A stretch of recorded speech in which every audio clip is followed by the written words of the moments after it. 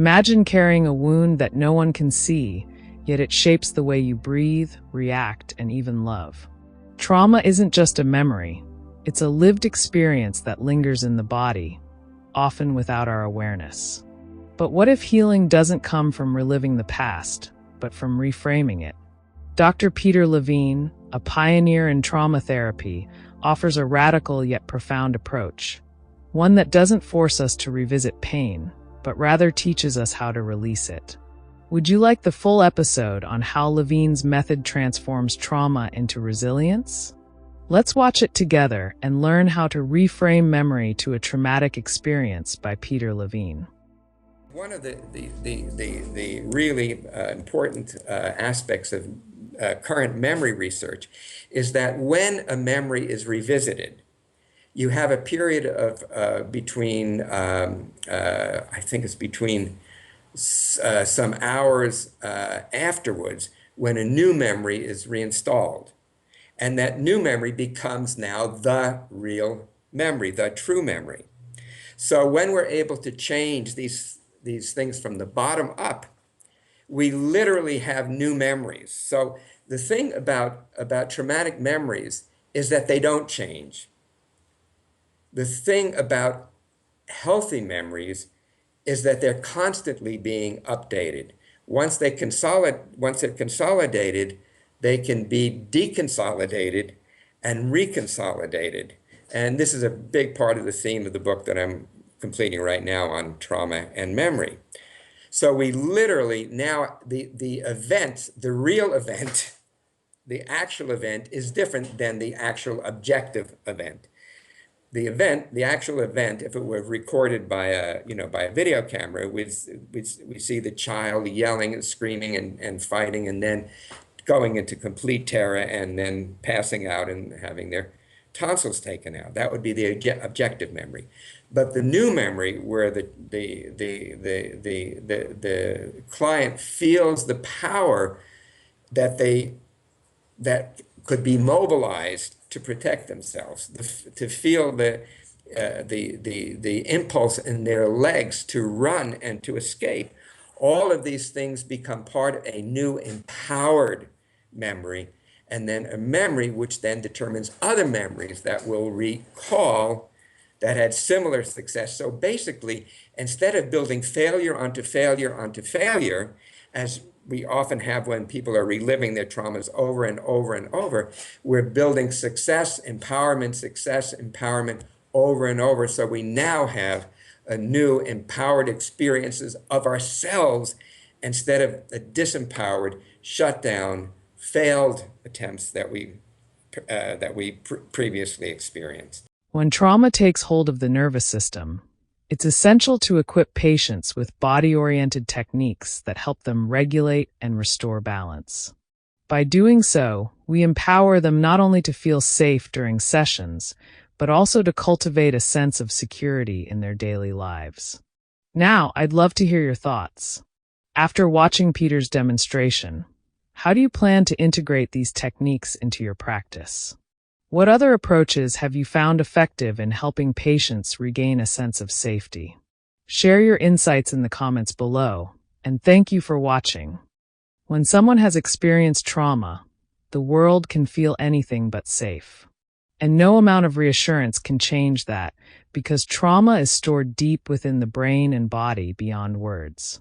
So how can we help patients reconnect with a sense of safety, even when they're not in the therapy room? In the next few minutes, Dr. Peter Levine will demonstrate two powerful techniques designed to help patients self-soothe and regulate their nervous system. What's especially valuable is that these techniques can be used anytime, anywhere. Let's turn to Peter for the demonstration. When a person's feeling traumatized, nothing feels safe. Almost nothing feels safe.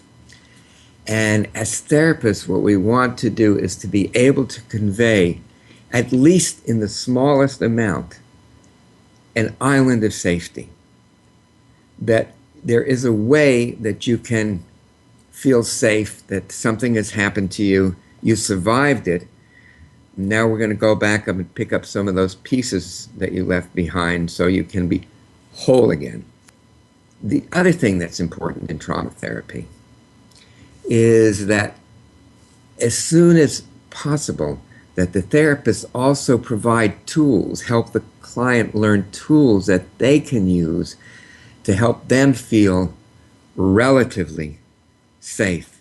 Because if the only place they feel safe is with you, the therapist, then when they leave and then they start feeling, horrible again, terrified, helpless, then sometimes, very frequently actually, they'll kind of shame themselves, what Fritz Perls called the top dog, because you're not able to, they're more dependent, they're completely dependent on the therapist.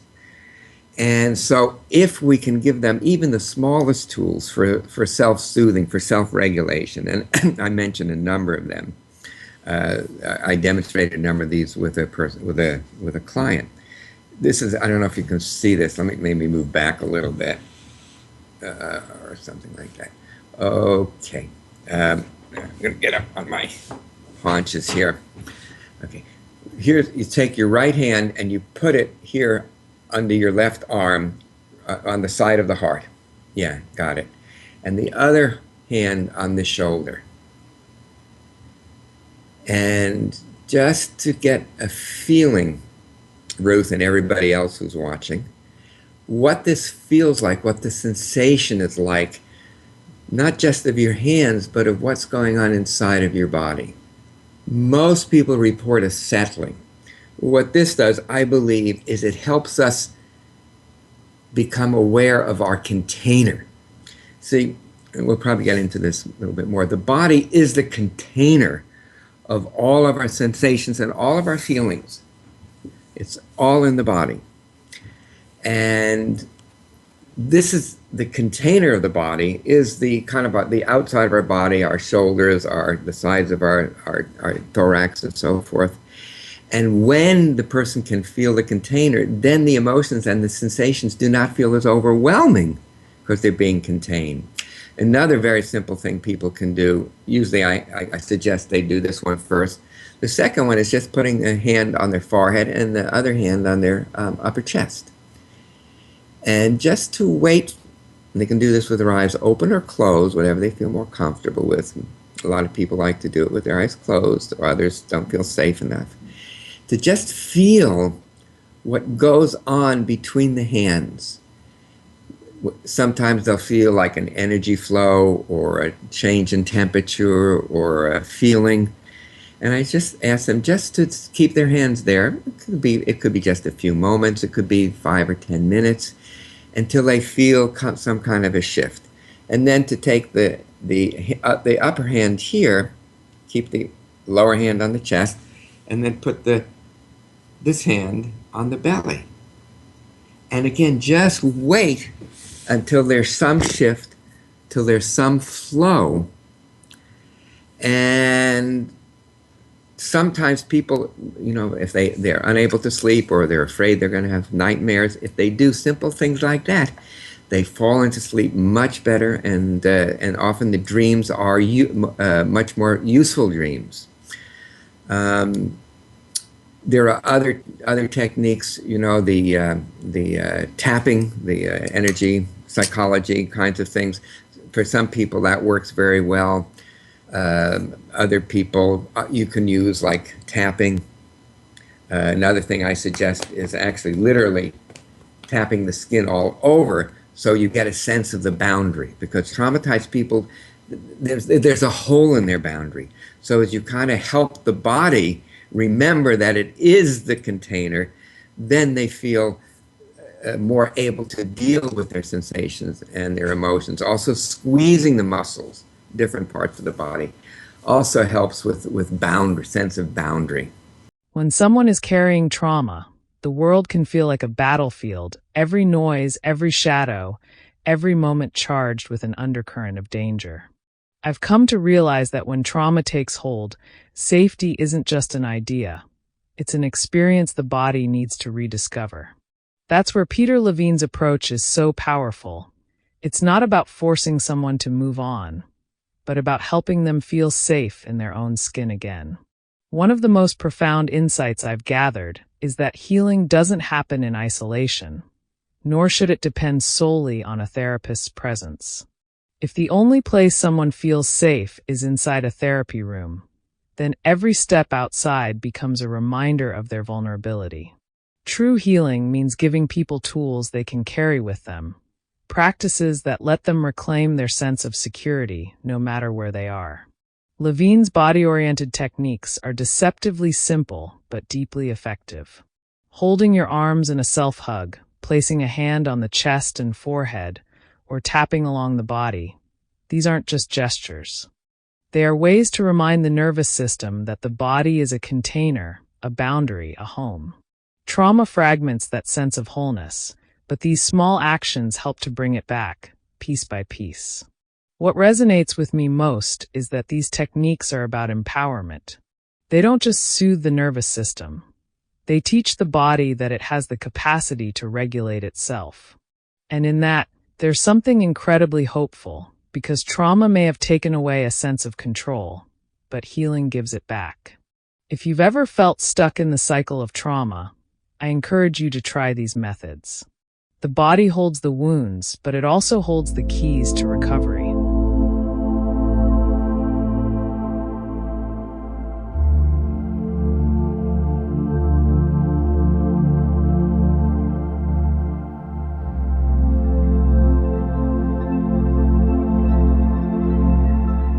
Well, I tell you how I describe it for myself. I don't know if it's helpful for somebody else, but for me, integrity is being in alignment with myself. To be in alignment with my authentic self. So again, you have more words without definitions. You know, what's the self, what's an authentic self. But for me, the meaning is clear. It's not always so easy to adhere to it, but the idea of being aligned, I think, is critical in so many things, and I think forms the basis of integrity. Between 1 and 10. I would say somewhere between 1 and 10. At least. Yeah. It's important. It's important to me, and it's important to the people that I relate to, that I am close to, that I work with, because also if they're in their own integrity, in their own alignment, then our aligned parts can meet. And then I think that's the power of alignment. I think of someone like Nelson Mandela. I think he was really, really in alignment with himself and alignment with very important values, because again, you have to be aligned to something. So for me, he's an example. I've barely met, but I have found that Thich Nhat Hanh was very much in alignment with himself and alignment with his followers and his readers. And there are other people too, of course, you know, great religious, I think in many ways. These are two. Yeah, there are two people that really stand out. I mean, some people are in alignment in some ways, but not in other ways. I think of Albert Einstein. In some ways, he was very aligned to his self, to his mission, but really not very well aligned in his personal relationships. Depends. I mean, sometimes I find I'm really in alignment with myself, and it's difficult. I think people should understand that. To be in integrity, to be in alignment with oneself, it really takes a lot of practice, a lot of commitment, and it's not so easy. And we also have to acknowledge when we're not in alignment, and we're not in alignment with other people. And so then what do? How do we negotiate that? Oh, I think it's essential. I mean, everything, you know, gets crappy when people aren't in alignment. It's, I mean, if you want examples of not being in alignment, just turn on the news channel, the BBC or the CNN, you know. There are examples. Many very good examples, examples, right? That's a good question. You know, I mean, I have experience in being in different countries. I don't really know any societies that really have that kind of integrity. They're different, you know. In the United States, many people are not in alignment. Part of that is because you have a government that's not in alignment. And so that permeates, you know, the society itself being not in integrity, affects all of the members of the society. Yeah. So it also affects you? It affects me. Yeah. You know, I mean, here in Switzerland, you know, things, and of course, they're all comparative, but there's a lot of rigidity of bureaucracy. But there's a certain stability and a certain commitment to work things out. My understanding is that the parliament picks these 7 people, I guess 5, and that when there's an issue, they come together and they try to work it out. To me, that's a good form of government. That's what government should be doing. You know, and there are very few places where that's the case. And that's probably one of the reasons why I'm attracted to spend more and more time in Switzerland and teaching in Switzerland. Well, the whole planet. It would be a very different planet, you know. People would care for others, I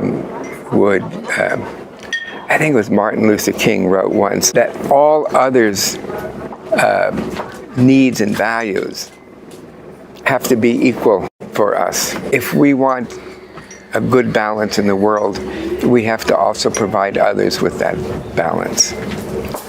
So again, Martin Luther King was certainly a person who was in many ways in integrity and again, when you hear people like that, you know, those 3 people, for example, and they're very different, especially different than, say, Thich Nhat Hanh or the Dalai Lama or some of the real authentic spiritual teachers. I mean, even to some degree, the Pope, you know, more than many other people in that position. He's in this really a higher level of integrity. So you mean you can sense that when a person is in the higher level? And in order to sense that, we have to have our own integrity and our own, you know, connection, or we don't know it, we don't see it. So if you see it, that means you have it. Respect. That's primary. I mean, I work with over my career, I've worked with tens of thousands of people. And I don't always do this, but when I'm at my best, I really meet them where they are without me judging.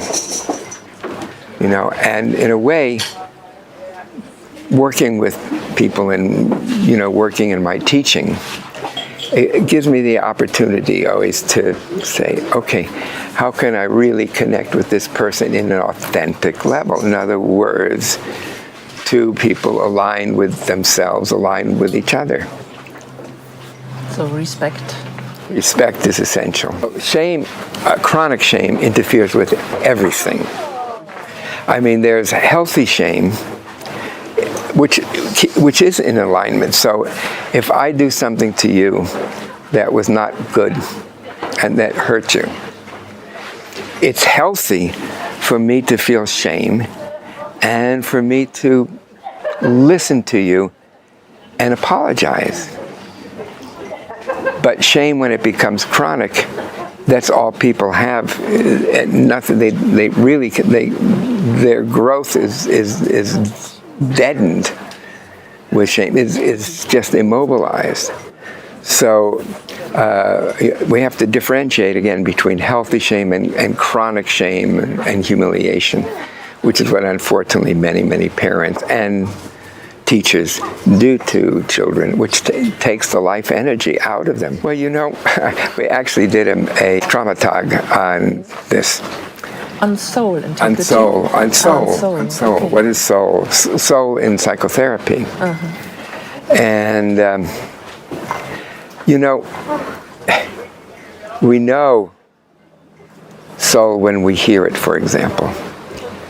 If you hear Mahalia Jackson or Aretha Franklin or so many musicians, you hear them, you see them, and you know they have soul.